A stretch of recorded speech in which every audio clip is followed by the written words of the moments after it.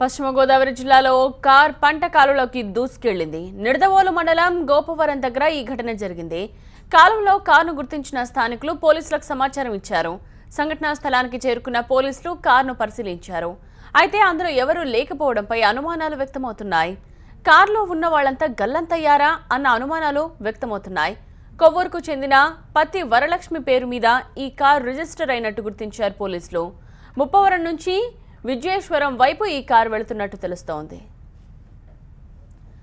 కాలువలోకి దూసుకెళ్లిన car number AP 37CR 3879. దీని ఆధారంగా దర్యాప్తు జరుపుతున్నారు పోలీసులు. ప్రమాదవశాత్తు కార్ కాలువలోకి దూసుకెళ్లినట్టు ప్రాథమిక అంచనాకొచ్చారు. లోపల ఏ ఒక్కరూ లేకపోవడంతో ఈ కారుకు సంబంధించిన వాళ్లు ఎవరైనా ఉంటే తమను సంప్రదించాలని సూచించారు పోలీసులు.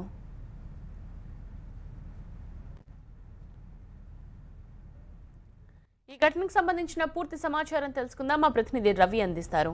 రవి, గోపవరం అంతా పశ్చిమ డెల్టా గోదావరి పశ్చిమ డెల్టా ప్రధాన కాలువలోకి కారు దూసుకుపోయింది. AP 3879 number car. ఈ కారుకు సంబంధించి తెల్లవారుజామున 3 గంటల ప్రమాదం జరిగింది. పశ్చిమ డెల్టా కాలువలో కారు బోల్తా కొట్టింది. అయితే తెల్లవారుజాము 4 గంటల ప్రాంతంలో స్థానికుల నుంచి పోలీసులకు సమాచారం అందించడంతో సుమారు 2 గంటల పాటు సహాయక చర్యలు చేపట్టారు. మొత్తం కాలువ నుంచి కారును బయటికి లాగేందుకు చాలా తీవ్రంగా కష్టపడిన పరిస్థితి కనబడుతుంది. పోలీసులు అదేవిధంగా స్థానికులు అయితే కారులో ఎవరు ఉన్నారనే విషయం మీద చాలాసేపు కూడా సందిగ్ధం వ్యక్తమైంది. అక్కడ ఉన్నటువంటి ఫోన్ ఆధారంగా కూడా దర్యాప్తు చేయడంతో ఈ కారు నిడదవోలుకు చెందినటువంటి విజయదుర్గ గ్యాస్ ఏజెన్సీ నిర్వాహకుడు సత్య ఆది విష్ణుదిగా గుర్తించారు. ఆయన రాత్రి 2 గంటల ప్రాంతంలో డ్రైవరు ఎవరైతే షేక్ నజీరుద్దీన్ ఖాన్ కి కారు ఇచ్చి నిడదవోలు వెళ్ళమని చెప్పేసి రాజమండ్రి పంపించడంతో రాజమండ్రి నుంచి నిడదవోలు వస్తుండగా ఈ కారు ప్రమాదానికి గురైనట్టు తెలుస్తుంది. తెల్లవారుజామున ఆది విష్ణు చెప్తున్నటువంటి వివరాల ప్రకారం అయితే తెల్లవారుజామున 2 గంటల తర్వాత రాజమండ్రి నుంచి నిడదవోలు ఈ కారు వస్తుంది. అయితే తీవ్రంగా మంచు ఉండడంతో ఈ ప్రమాదం జరిగిందా లేదా ఇంకేదైనా కారణం ఉందనే విషయం మాత్రం ఇంకా తెలియాల్సి ఉంది. ప్రస్తుతం నజీరుద్దీన్ ఖాన్ ఒక్కడే ఈ కారులో ఉన్నట్టుగా భావిస్తున్నప్పటికి కూడా పూర్తిగా అతను యొక్క బాడీ ఇంకా దొరకలేదు. దానికోసం ఇంకా గాలింపు చర్యలు అయితే జరుగుతున్నటువంటి పరిస్థితి కనిపిస్తా ఉంది.